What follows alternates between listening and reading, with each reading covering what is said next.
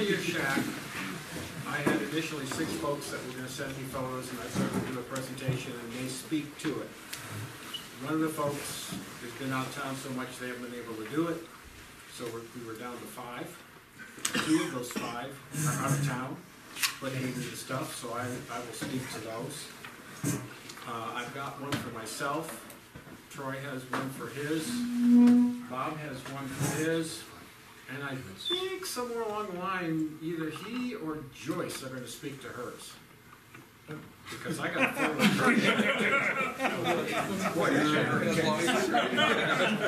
I'm going to do the complete presentation on Joyce's handshake. Okay. She's off the hook. Was that discussed in the car on the way over? Okay. So anyway, so I don't have to do like 3 in a row. I'm going to kind of flip back and forth. So we'll do somebody, I'll do one, somebody else, and back and forth like that. So we can start with either Troy or Bob, whoever wants to go first. And Troy shook his head no, so I guess I was shrugging. I was saying, So, whatever. Oh, okay. I wasn't. Okay, you didn't. Okay, Larry had the other Larry had some pictures back there. Oh, okay. Okay, So who's gonna go? Who's gonna be the first one up? let's do Joyce's. let's do Joyce's handshake first.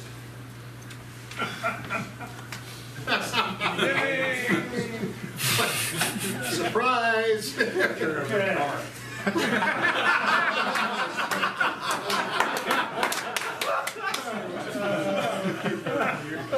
Now, let's see. I told you I was going to take that picture along. I'm sure I either told you or I meant to tell you.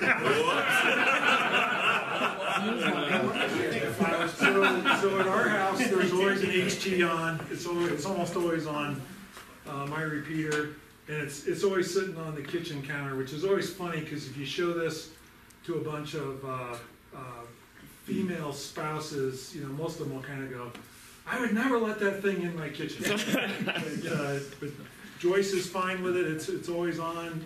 It's kind of her baby in the kitchen. So if you ever want to call her on 447.725, she's probably listening, and I might be listening as well. So that's Joyce's complete handshake.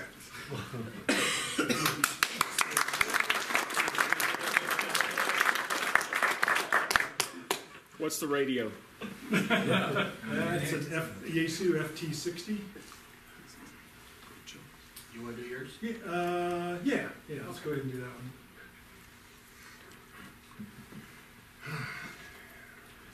one. Okay, so here's the thing that usually surprises people. They go, "Oh, Bob, he's been in ham radio a long time, blah, blah, blah. He must have one heck of a ham shack." No, actually I don't. I do not have that much set up at home at all. And so you'll see that here. And I think the main reason is I'm always busy doing something else. I've never really set up the true ham shack. And the other factor is I do so much portable operating that my equipment ends up kind of, mounted in a portable rack. A lot of you have seen my portable rack box, or stuffed into a backpack because it's going to go up on Summits on the Air activation, or set up so I can drag it to the cabin and set up temporarily, stuff like that. So I'm kind of a portable operator more than anything. But I do have a few things set up at home.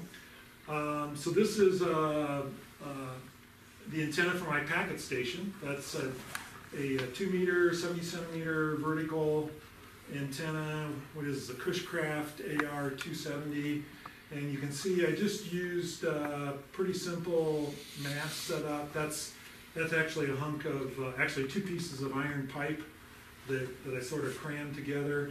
And you can see the attached to the eave or the corner of the house with one of those TV mast brackets. And so for lightweight antennas, a lot of your mounting schemes can just be simple, TV mast stuff, right? And the coax goes down, it runs down, and goes inside the house. So let's go to the next one. This is my HF station, or my HF antenna. It's a G5 RV. Are you familiar with that particular thing? It's not a great antenna. It's a compromise antenna, intended for temporary use. It's about it's almost a dipole, full-length dipole on 40 meters, and then it's got this ladder line that comes down, and then the coax hooks on there, and that is designed by a guy whose call sign was G5RV, and what he did is he sort of fiddled around with kind of a classic dipole and this ladder line, and they have to be specific lengths, and he figured out that he could kind of make it work on a whole bunch of bands, and so it's a good antenna, one antenna to put up that kind of works on, let's see, 40, 20, 15, 10, and you could probably get it to tune up on the in-between bands too, right, like 17 and 30, yeah. Two questions, how high off the ground is the antenna? That's about 25 feet off the And ground. what's the farthest distance DX you've gotten on the 40-meter band with that? Hardly any, I never worked 40 meters. Yeah, very, I don't know, I haven't used it that much on 40. I should say, I've got one set up at my house, it's only about 30 feet up off the ground, but I've heard Barcelona on 40, Yeah. so, I mean, it just depends. Actually, radius, the difficulty I found is Is that all? sometimes it's hard to get a good impedance match because it is this compromise thing. And if you're lucky, the antenna tuner in your radio takes up the slack, but sometimes that doesn't work and I have to get out like a more exotic antenna tuner. Yeah, Chip? Now, I've worked 40, 80, and 20 meters to South Africa from my place, but I'm up on top of the hill, so I have a great reflector of the front range. And I've worked Japan going east twice, which is kind of interesting. With what kind of antenna? G5. G5RB? Yeah, Okay, cool. just a wire, and my configuration of it is weird, it's not it's where the trees happen to be tied to. That's how that works a lot, right? Yeah, Al. Yeah, I've got a G5 RV also, but it's kind of laid out as a inverted V. However, the ends are only about 5 feet down from the center, and the center is only about 10 feet off the ground. And I've worked Germany, and I've worked South America, and all the US on it, on pretty much all the different bands. Yeah, I did mine at 100 watts, I'm not using any. Yeah, it's 100 watts. Yeah, I'm like so I'm usually like on 20 meters, and I've worked all over the world with this antenna. And so one end is, you can see the antenna, the insulator there, and then that's some kind of parachute cord that goes to the corner of my house. I think I've got another shot of that. And then this end goes to the biggest tree on our lot that's back up here, and I just shot a paracord over the top of that thing and tied it off on that end as well. And actually, if you go look at the house right now, this antenna is laying on the ground, because a lot of times what I do is if I'm not going to be using it, I'll take it down and shove it aside, because I won't be beating it with the trees moving and sort of wearing the cord down. Again, kind of that portable operating mentality. You're wrapped up in your lawnmower? I try real hard not to run over with the lawnmower. Okay, let's go to the next one. That's the thing at the corner of the house. I put a screw eye in there, and I've got a little cleat. I used to have a sailboat, so I love cleats. And so I can take that cord and run it through there and tie it off. And like I said, right now, I took it down and just kind of tossed the whole thing aside. Let's go to the next one. Okay, this is my entrance through the wall of the house. Frankly, I'm embarrassed to show this. It's been there 25 years. It used to have a cover over it. You can see I pulled the coax cables off so you can see what's going on. It used to have a cover over it, which kept it in pretty good shape, but that fell off about a year ago, and what I really need to do is put a new kind of a real entrance box kind of thing on top of it. But what I did was I took a piece of aluminum sheet metal, punched a bunch of holes in it for feed-through connectors. Those are 3 SO239s and 1 type N connector. You can see they're kind of getting corroded there. And then I did take a ground wire and took it straight down to a ground rod in the ground right there. So I'd present that as, that's kind of like the minimal grounding system you'd ever want to do. It's really not that great, but it's better than nothing. Let's go to the next one. That's the back side. That's what you see if inside my basement looking out. And there the cables are still connected up. And then it goes through, all these wires sort of go through an unfinished area of the basement into a finished area. And what I did there was I just put a plastic electrical box in the wall. You want the next slide? Yeah, and that's the back of that electrical box. And so this is on the finished side, and so it's not really dressed out, right? It's not what you'd call finished, but it was a way to feed these coax lines through. I avoided, having to put like connectors in there. I just sort of shoved them through, and then connectors are on the cable, and those go to the various radios. So it's not very exotic, right? It's not House Beautiful awards for that installation, but it works. Let's see, let's go to the next one. And that's the packet station. That's actually the only radio I have sort of permanently installed at the house. And that's just a TNC on top, a Yaesu FM transceiver, and an Astron power supply. And let's go ahead, there's one more.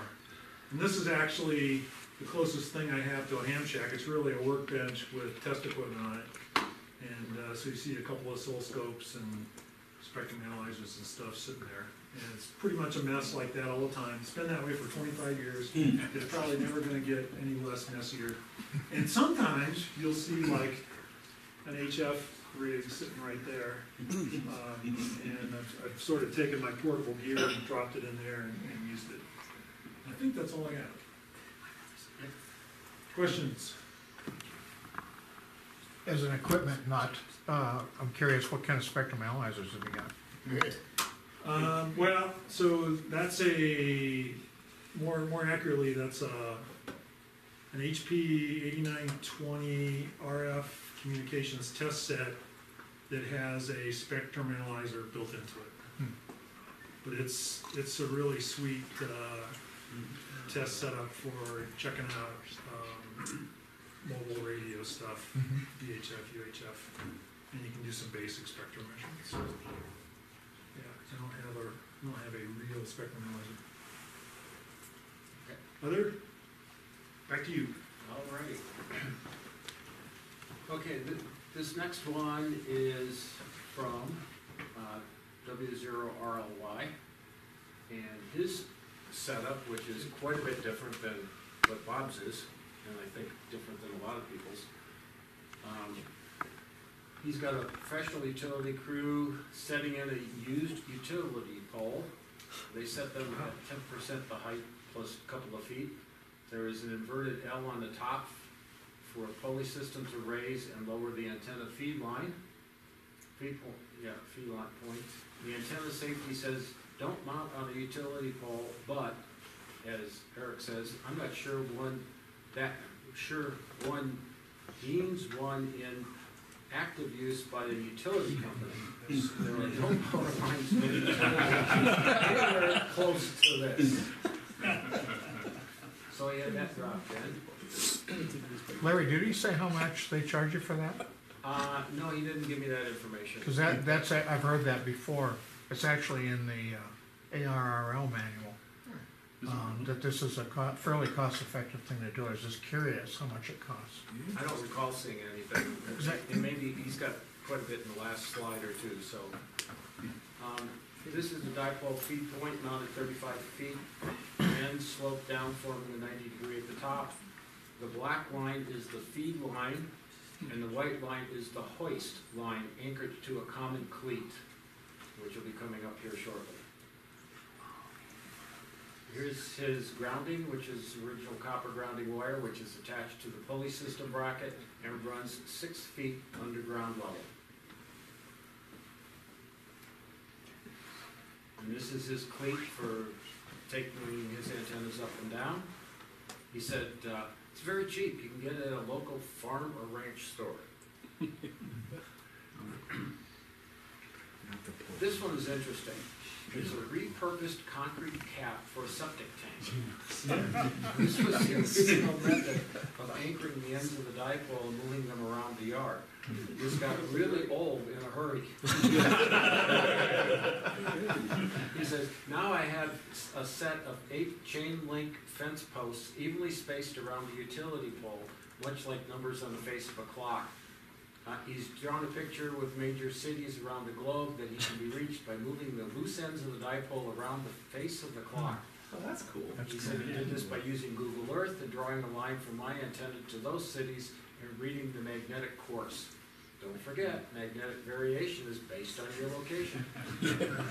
Now I just walk out, unclip a D-ring, walk only the antenna end to the poles I want to use. Of course, this setup requires about a 200-foot diameter of open space to walk freely. So I can imagine him with his manual rotor. This is the antenna feed line and grounding wires. The ground rods are 8 foot long and a single vertical copper wire goes to the window, pass through and grounds the antenna tuner and the radio. This will be shown again in another slide down the way. The other ground wire is connected to the antenna feed line and lightning arrestor. The weatherproofing is done with self-adhering silicone tape to keep the connection and the PVC conduit dry. So is his septic tank now naturally aspirated or something? You can buy spares. Oh. Depending on how much power he's transmitting, though, it can evaporate it. There you go. Cook it off. This shows his window pass-through, which is somewhat similar to Bob's. He says it can be made very inexpensively or purchased and modified for your particular window opening. I know MFJ's got a number of these available. This is an inside view of the pass-through with the grounding braids visible at the bottom. He said he removes the antenna feed line from the window when the radio is not in use as a precaution against storms while he's away. Oh. So he must not have anything connected at this time, being gone. This is the inside view of the first setup of the station. Power supply is in the upper left with the 2 gauges. The antenna tuner and radio sit to the left on the desk with the obligatory computer to look up call signs on QRZ and for electrical logging of contacts. Yes, the single sideband mic off to the left side is not used much as he spends most of his time on CW. A single lever paddle sits to the right, and of course, a paper logbook. And then he added one other slide here, actually. He said this is his favorite. He said this is one of my air mobile shacks. It is a Boeing 757 with the antenna at 31,000 feet above sea level, which makes for good propagation. So that's Eric's configuration. So I'll go and do, let's see, we got, so you got something that I gotta pull out. I just wanted to make a comment. Yes. It's my understanding that if your wire antenna is lower than a half wavelength, it's not very directional. So this business about adjusting the antenna only applies if it's above a half wavelength high. And in his case, his Yeah, center of the V is 35 feet up, so that I think is the critical point for an inverted V. I had the same thought. I wonder how directional that inverted V really is. What I did in my house in Arkansas, I've got a G5 RV running over the length of the house from tree to tree.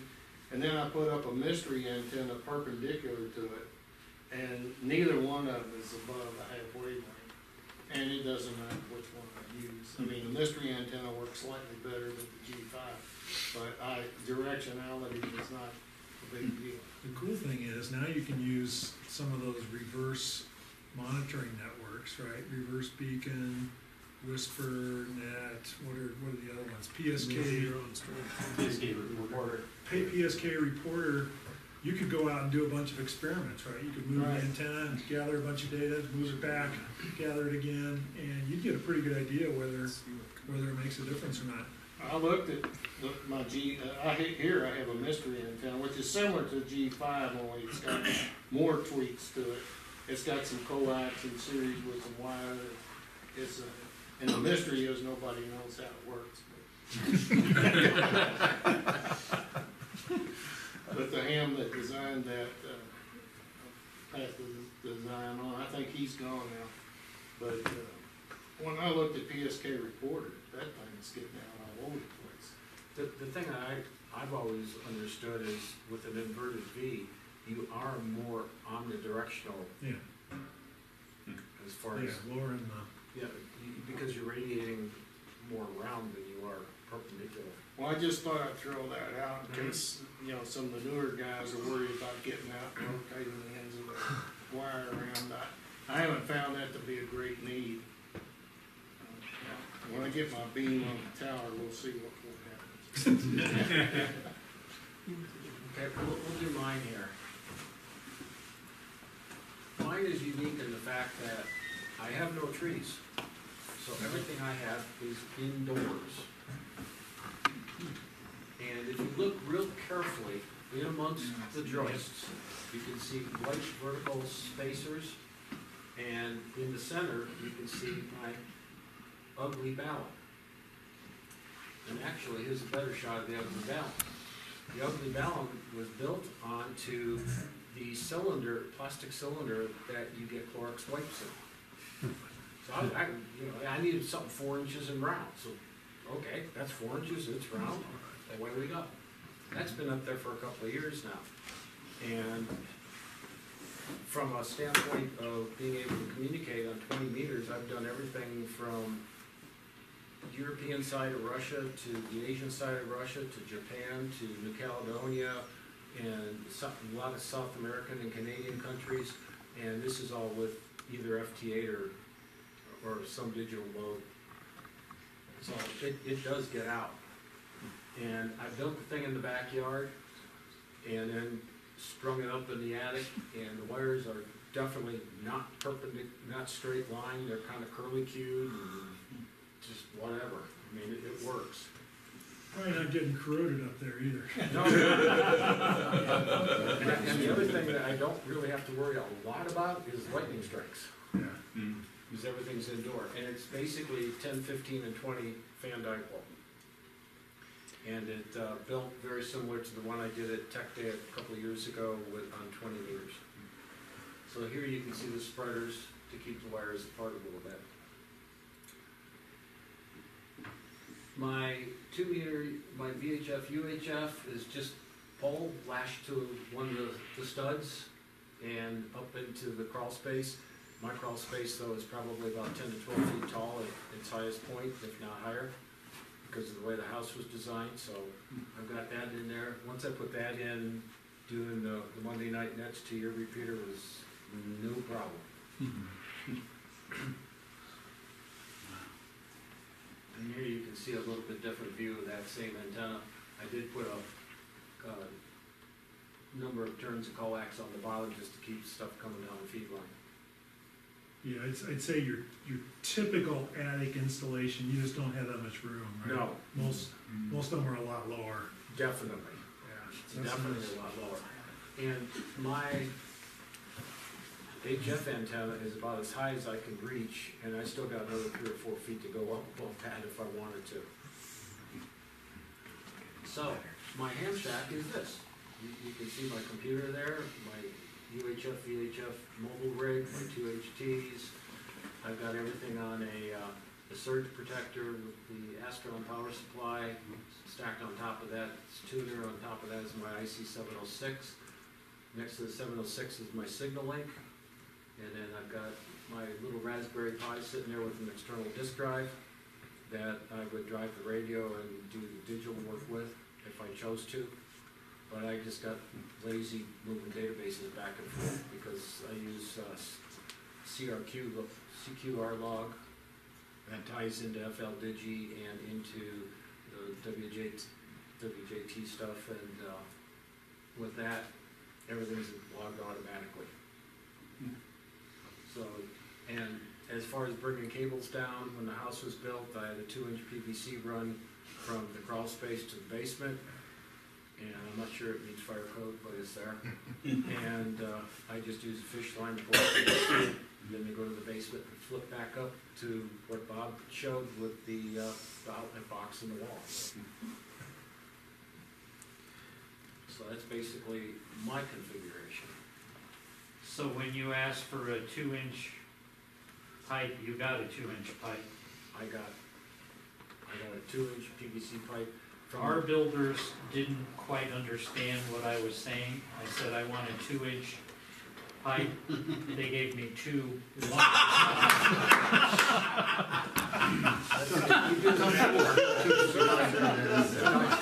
open area that you got is a lot less than mine. But I've run Cat 5 through there to wire the house stuff and things and everything else, and I just got a fish tape. I go up crawl space, it's right there, just down with the fish tape, pull it back up, I'm done. It's worked out really well over the years. My first endeavor of putting some dipole up in the attic, we ran the length of copper wire to 2 ends of a piece of coax, and that didn't work. Where, can you describe where your ham shack is versus the attic? The ham shack is on the first floor, the attic would be, of course, about the second floor, so a 50-foot run of coax is ample. And that, from the spot where it hits the basement to where it comes back up into the ham shack is maybe about 10 feet apart. And it's all RG6X, RG8X, sorry. Yeah. So, it works well. Troy? Okay, so we just put our shack together maybe about 6 or so months ago. Help from Chip and Bob helped me as well. One of the limitations in my place is that we have 0 trees whatsoever. My lot is about 0.18 of an acre, and we are an HOA. So I wanted to have an end-fed antenna, but there's no way to string it anywhere. I was doing the math like over and over and over again. I still couldn't figure out how to do it. So Chip suggested this antenna to me. It's the SX80. I think It's one of the, it's an eBay $100 20-foot vertical. $150. It's about 20 feet-ish vertical. It's a union down at the bottom in this box here, you can see. And so I built this little 2x4 bracket, which is screwed into my eave here. My house is stucco, so you can't really, I mean, you could, I guess, screw something into the side of it. And my roof is concrete tile, which is great for hail, but terrible for walking on and doing things. I mean, if you ever wonder if you're immortal, I invite you to walk upon my roof. Realize you are not. So what it does, so this, you can see, this. I took this picture at 6:30 in the morning one day, and the sky is slightly blue. When it's really blue, you pretty much can't see this because it's a silver, it's aluminum. And I have a window on the other side of this thing here, and so me and my boys, we assembled it in my youngest son's room and went out. It was pretty windy that day. No, there were clouds. Oh yeah, you got shocked some, didn't you? Yeah. Yeah. Yeah, because the camera was holding on to here, and static was going off, and it wasn't too bad.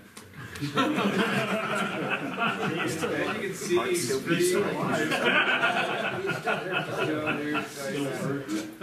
so this is a RX, so RX8, right? It's 8, I believe. RG8, RG8X, RG8X. yeah. And it goes in and up the eave here, just drilled a hole and sealed it. And it goes across my attic about, how far, 20 feet? Across your room and down. I wanted to put the ham shack on the first floor because I had no understanding what ham radio was when I had this house built, and so there's no preparation whatsoever. It's essentially 3 stories, just 3 squares right on top of each other. And yeah, the house is tall, it's probably 30 feet off the ground, plus we're on a hill. So I thought, man, if I can get an antenna sticking straight up off the top of that thing. Yeah, I'm up on top of 105, 3 miles east of here, right at the top of the ridge. I've got that antenna on a 60-foot tower, and I routinely on 10 or 100 watts work Europe, Asia. It's for a simple, fairly cheap vertical antenna. If I could ever raise anyone, I can tell you how far I can work. I've heard from neighbors. Yeah. We've turned on Cameron's remote control light, or no, what was it? No, you're listening to the, I was listening to my headphones and I could hear it very clearly. I was overpowering his headphones. So I know I can do that. My next picture, I guess, I can't remember the picture I gave you. So this is the actual shack. Oh wait, can you go back to the antenna real quick? So I was having trouble with SWR. Bob was trying to help me out. We shortened my cable and still having trouble with SWR. We couldn't get 40 to come in. The antenna was ready to go all ranges. 80 to 10, I think. Yeah, 80 to 10. Yeah. And so I tested the radio. I called Yaesu and said, because you suggested that maybe something's wrong with the radio. Called Yaesu, they're like, you know, they gave me some suggestions how to narrow out which one it was.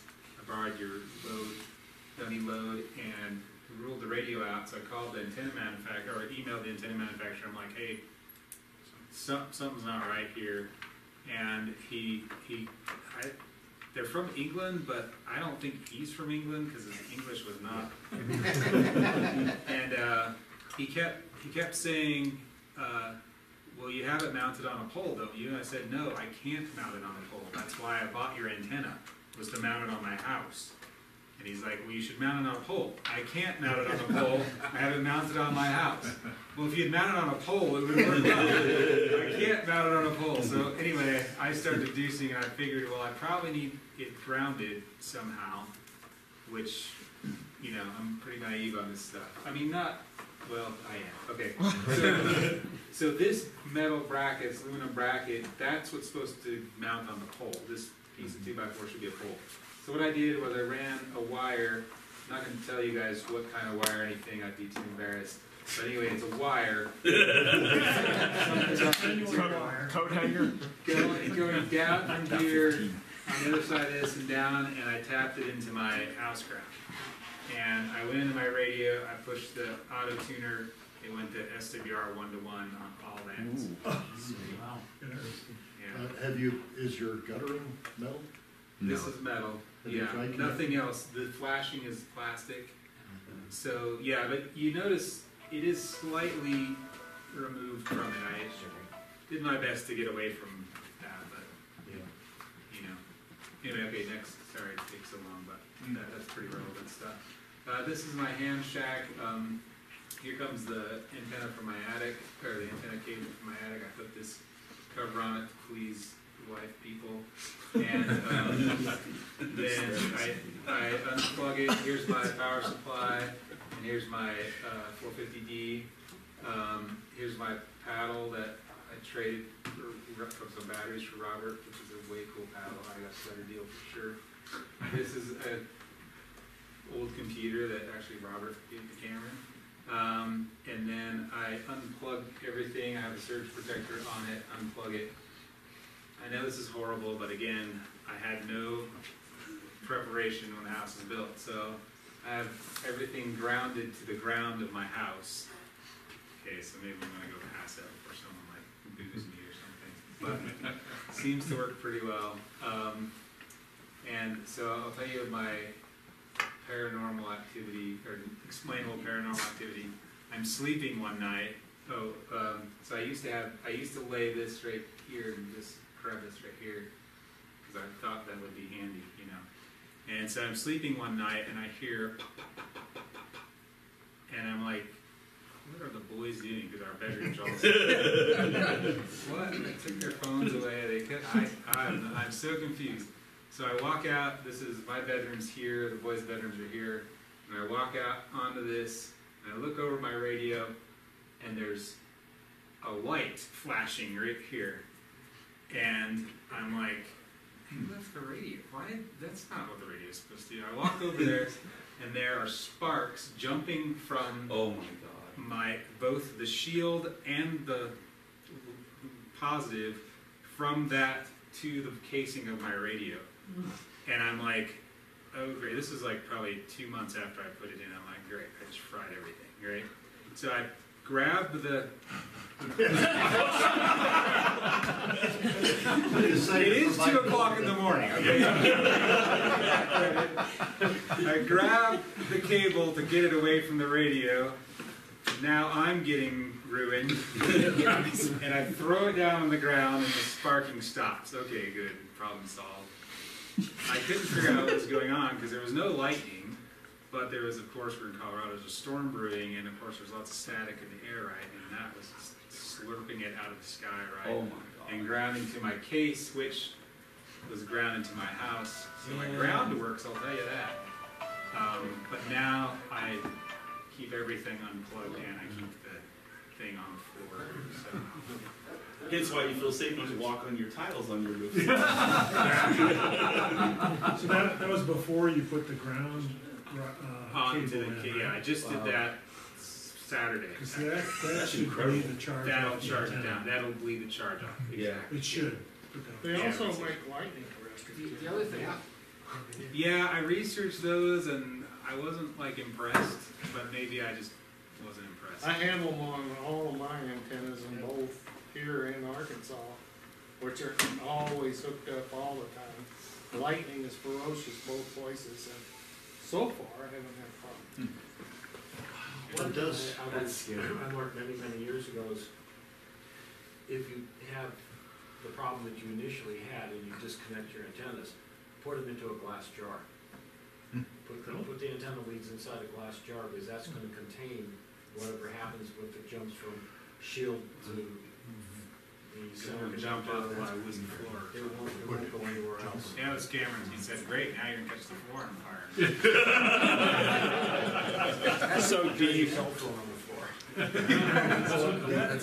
I mean, that story is not unique. I've heard Yeah, no. that story from dozens and dozens. It wasn't unique to me and very scary. It's Get to the, it it's the morning. charge buildup on a simple antenna, no place for it to go, and it starts, like typically it'll arc between the shell and the center conductor is a pretty common failure mode. It's Even putting before a- you get the sparks, it'll scare the heck out of you to put a voltmeter from Yeah. Oh, it's the huge. center conductor to Yeah, the shield. It'll just, oh my God, you know?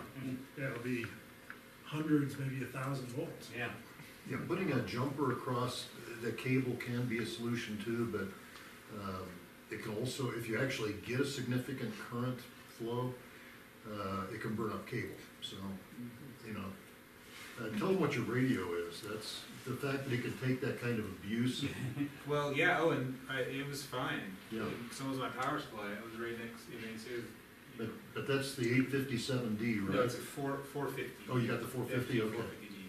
Yeah, I got it because I like the knobs and I thought it would be simple and Yep. attractive to move it. And it is the only thing, now that I'm trying to raise people and I can't find them, you know, I wish I had like a waterfall display to go, oh yeah, there's somebody, I'll go over there. So I'm trying to figure that out now with Simulink or something. I think I can hook the radio to FL Digi or something and see what's going on with that. Could you repeat what type of HF antenna you had and who makes it? Yeah, it's the SX or yeah SEX. SEX. That's right. Don't type that in the internet. SEX80. If you go on eBay and type that, so far you just get antennas.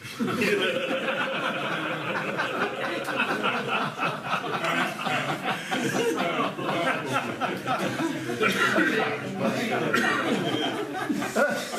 about 150 ship, and I'll tell you, it ships in like 2 days. No joke. It was at my doorstep in like 2 days. So It hasn't snapped yet. it hasn't snapped yet. Yeah, you can see it in the wind and go. So what is you just put in a new lightning ground? Well, go back to the first one. It's not a light. It's the purpose is not lightning ground. The purpose is grounding the shield of the antenna, which is apparently what the problem was with my SWR.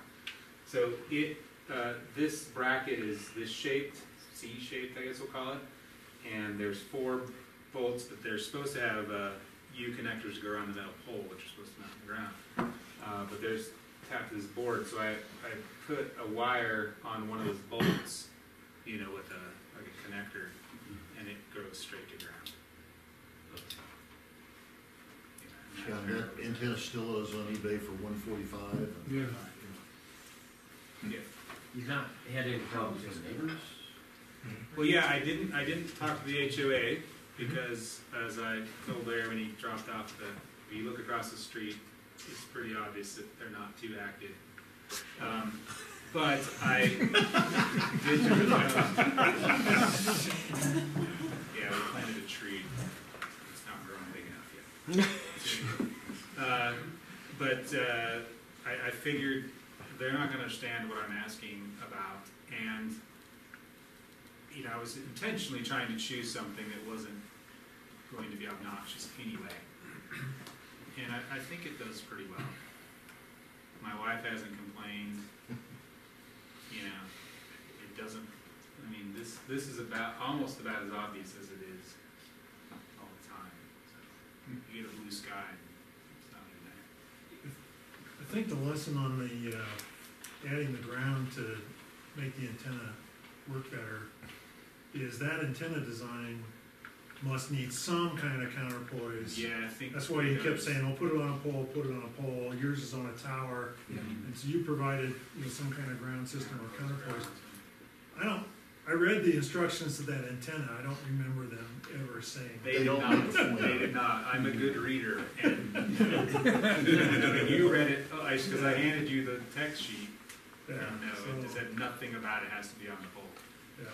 But it's assumed because either they ship it with the U shapes, and if you're mounting in your yard, you of course would put it on a metal pole. Yeah. I mean, probably use wood. Well, if you're strong enough. If you're Eric with big. Yeah. You could put it on a wooden pole, but I don't think they would have the same the effect they're looking for. U-bolts wouldn't fit. Is, what side of the house is that a view from? Oh, yeah, thanks. This is the very front of my house, so maybe I should have taken a picture of my house, but this is the front facade, and this is a third garage here, and this is facing north. I have a neighbor, my lot ends 5 feet from here, his begins 5 feet, so our houses are 10 feet apart, and he has his house that's a little shorter than mine, and his bedroom is there. Well, his main bedroom is a little bit further back, so I figure maybe I'm only pumping about 50 watts in his house. Or don't I, really? Crank up the power, he might forget. Hopefully he's not listening to his wireless headphones in bed. At least he'll call back. What else is? So. What kind of attenuation would you get if you mounted that, you know, next to a two-story house where it was kind of even with the 2 stories of the house? What kind of attenuation would you get in that direction going through the house of your signal? Any idea? You don't want His to is go east. Really bad. His is not a stucco house. His is a cladding house. You know, like a wood frame house. Yeah, but I did choose this location because his house is cleared at this height. The only thing here is the rest of my roof, which is a hip roof. It's really pretty shallow pitch, so I got as clear as I could all around for the height of the Well, I think yours is good. I'm thinking of my house, where I would want to mount that at my house. it'd be sitting out away from the house about 10, 15 feet, but it would be on one side even with the house, you know, the second story would be up at the same height as the antenna. Well, if you have an eave in your house, you would want to go in the eave to the top. Do you have eaves or do you have a hip roof? Well, it's a two-story house. I'm not climbing up there.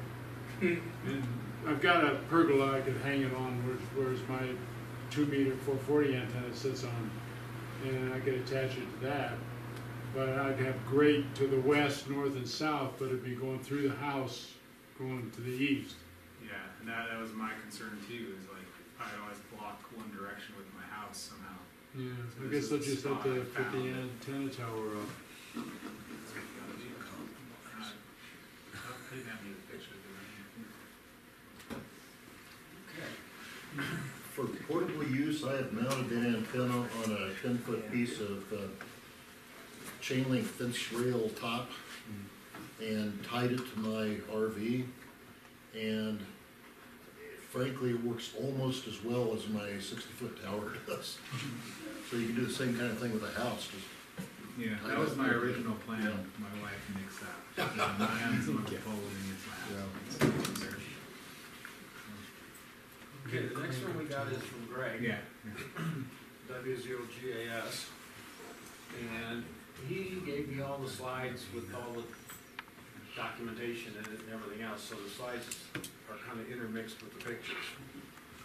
So he talks about being relatively new, what he did with his Yaesu FT60. I'll let you guys pretty much read this because I think we're all capable of that. He's good at it. Oh. It's always good reading. Yeah, they're all gonna forget it all, right?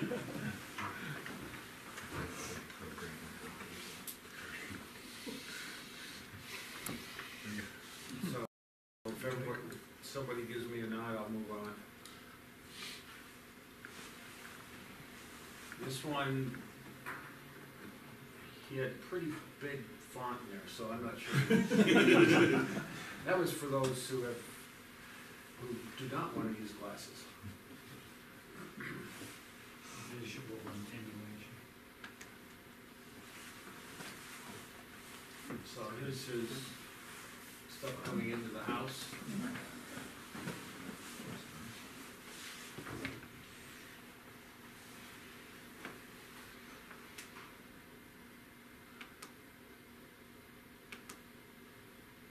Those are excellent entrance panels, by the way. I have one of those KF 7Ps.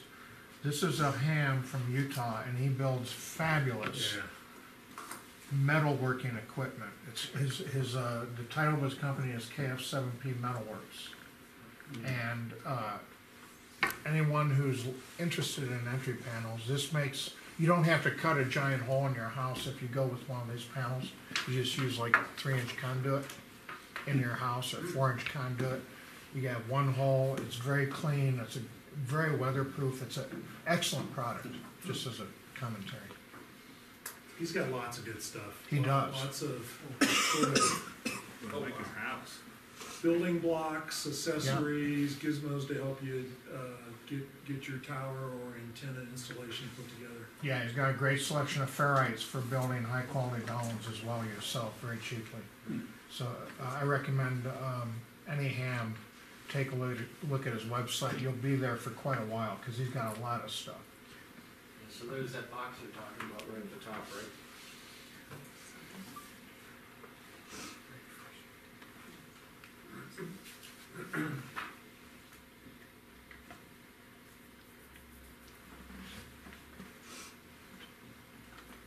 So I'm not sure when he took this next picture, but he had some precipitation.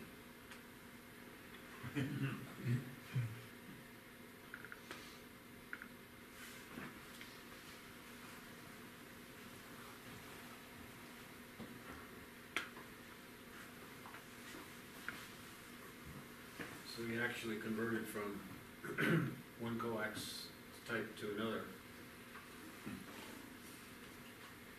And this is his,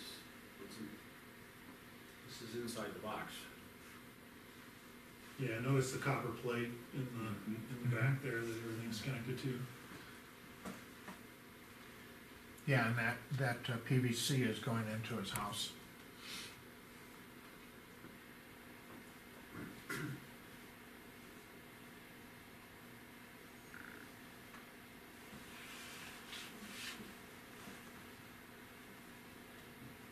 I wasn't quite sure what he meant it by inverted wedding cake style.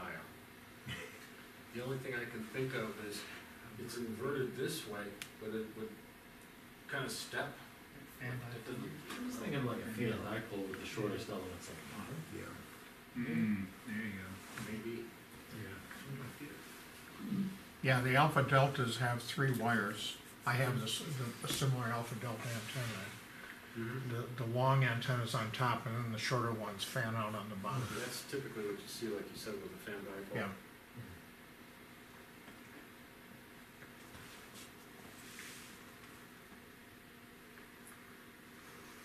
There's the Alpha Delta. What are we looking at here? Is that the line there? I see a little white spot right in the center. Okay. Are there three wires?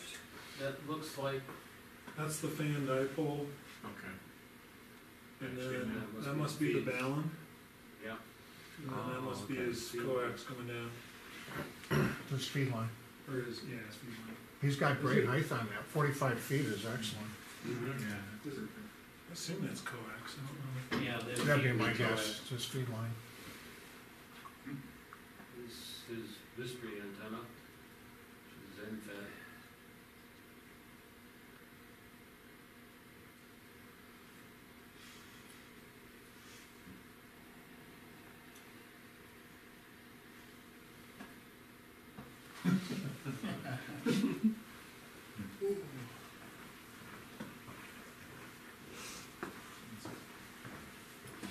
His little, Oh, yeah. Data can. yeah. Air powered. Wow.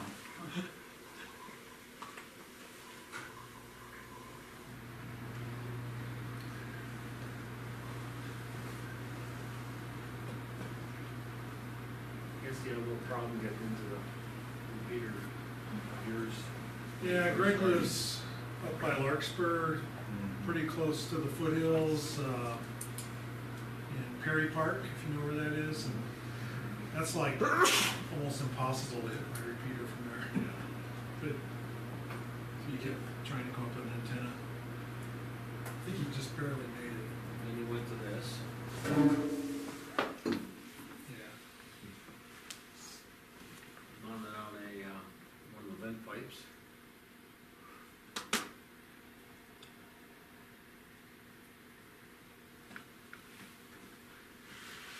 Well, that's right, he's trying the FT60.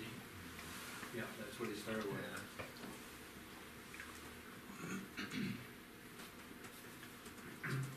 Now, the N0 XLF is a little higher than yours, isn't it? Oh, yeah, like 3,000 feet. So there's his station.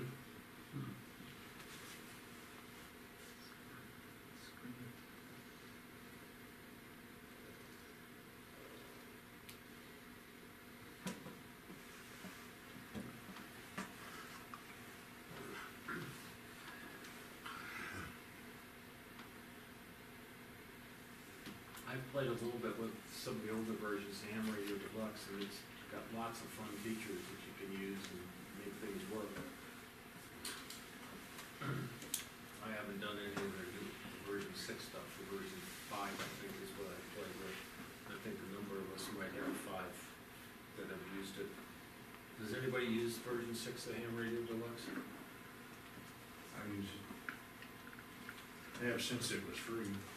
Yeah. And then I bought a copy a couple years ago, and you just keep updating.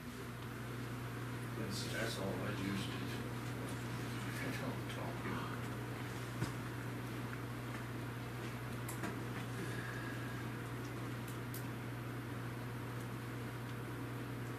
And of course, we learned what SJT does last month.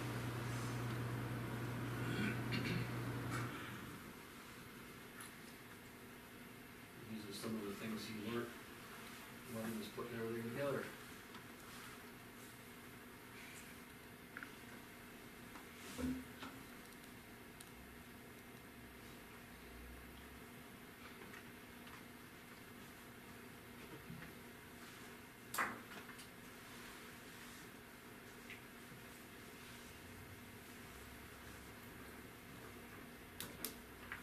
So that's what Greg's installation looks like.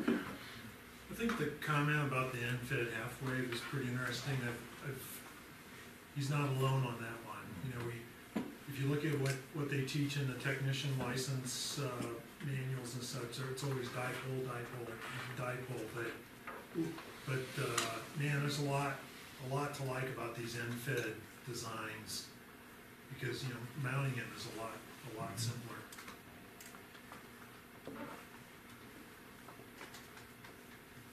Yeah, mounting that dipole is not simple. It took me, I'd say probably days of effort to do it, because I got mine 35 feet up, and there's just a lot of stuff to deal with getting that antenna up there. Can I ask, what was the call sign for the junction box again? The through building?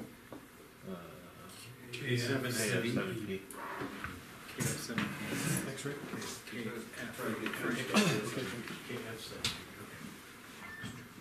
Kilo Foxtrot, Papa. So those in-fed antennas, did I understand that they're not an easy homebrew thing? You can, If you can, Goat doesn't. you know, winding up, you have to wind a valent for them, but that's not. Getting them tuned right for high power is the hard thing. For low power, it's not so bad. That's what Steve does with his stuff. And again, for simple end-feds, there's probably 50 different ones on eBay, anywhere from $30 to $150. And the cheaper ones work just as well as the more expensive ones generally. I use one a lot when I'm camping, and just throw it over a tree with my crossbow, and they work great, and they're simple.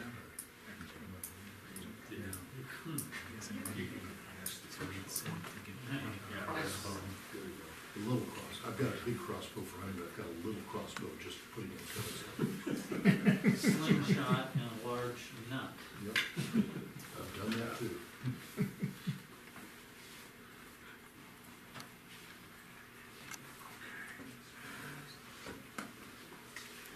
Okay, I added mine, the old one. This is not the one that I use here. It's the one I use in Oklahoma, which, since I live in two places and back and forth, kind of like Armstead, I've still got stuff there. And I was fortunate when I built the house. I built a 30 by 40 garage. And then I cut out a corner, 15 by 20, to be my toy room. And on one side was the electronic bench, and on this side was the aluminum can and stained glass and all the other stuff. And then the radio was over against the outside wall so that I could punch holes in it and go out to the tower. And that was the old station, and the 706 that I ran, I sold to Armstead. And I had a 2-meter radio, and I had APRS running on the tower outside, and computers off down in the little box beside it. This desk actually was built by a friend of mine. It's an old door. We took a 3 by 6.5 foot door, and he built me some cabinet ends for it, simple out of pine wood, and I had a desk. And then I bought a 1 by 12 and set it on there for a shelf. I didn't have more than maybe $50 in that desk, and built it so that it served my purpose. And the computer was an old rehash thing, and figured out how to put 2 screens on it, run everything digital. And if you go to the QRZ site, all this stuff's there. It's all, everything's explained. Go ahead and roll on down.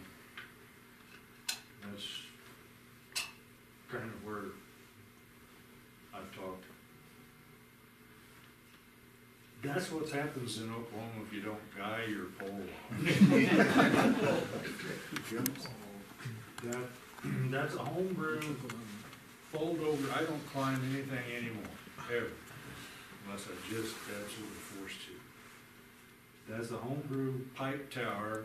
Pipe is cheap down there, the oil fields, you can find used pipe everywhere, and I bought 2 sections of 2 7/8 tubing, cut one of them in half, set those in concrete, and then added some pipe on the end, welded some pipe on the end of it, and it was 42 feet to the end where the rotor was, and then the other antenna. I had a couple antennas off the top. And one day we had a little excess storm, and it wasn't guyed off, and that top piece was lightweight pipe, and it just made a nice L antenna out of it. So I hooked up the winch and set it down and cut it up and started over and rebuilt this thing, and then I put guy wires on it. And that's what you can do with a piece of wire. That's very honest. I had in-fed wire, basically, inverted L, and work in digital modes.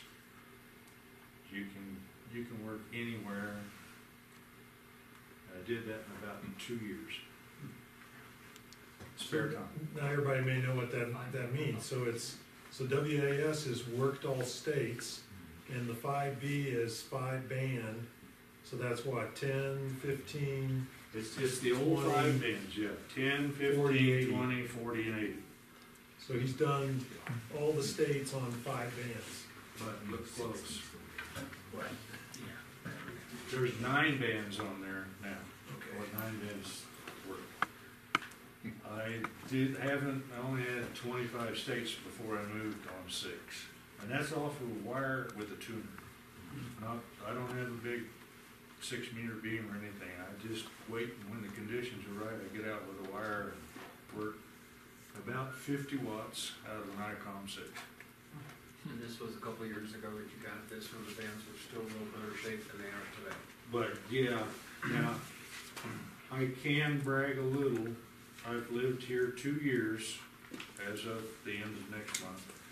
My shack here has been in operation since last September, and I have confirmed 7 bands. I need 1 on 15, Nebraska. I need 2 on 10, and actually I need 4 or 5 on 12. And then I will finish out another 9-band work all states here. Are you married? Shack here.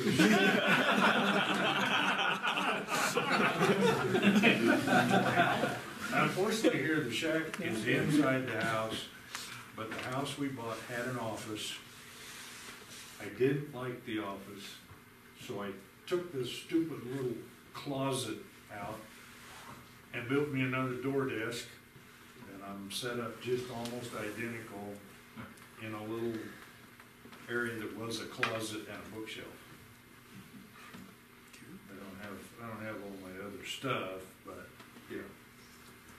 And I'm working on my 9-band, and unfortunately I live in the worst HOA there is, but my antenna wire is black, and I had lots of trees, and so I just kind of run it from wherever I could through the trees.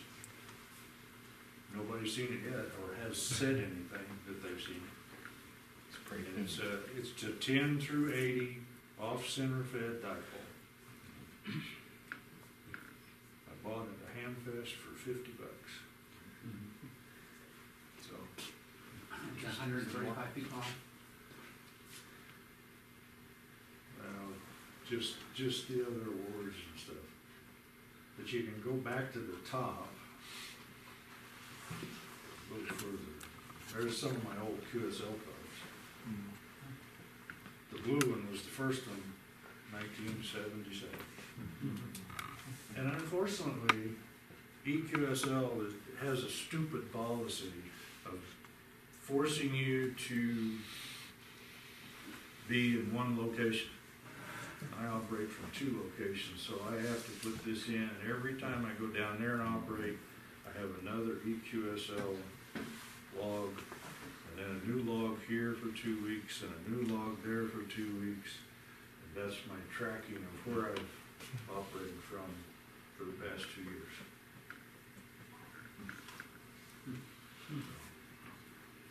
Logbook of the World is much easier. It goes by location. If you're in Monument, everything that you do, no matter when, is Monument until you get 50 miles away from that. Then you need another log. You can go to the QRZ page and read the write-up. I explained a few of those things.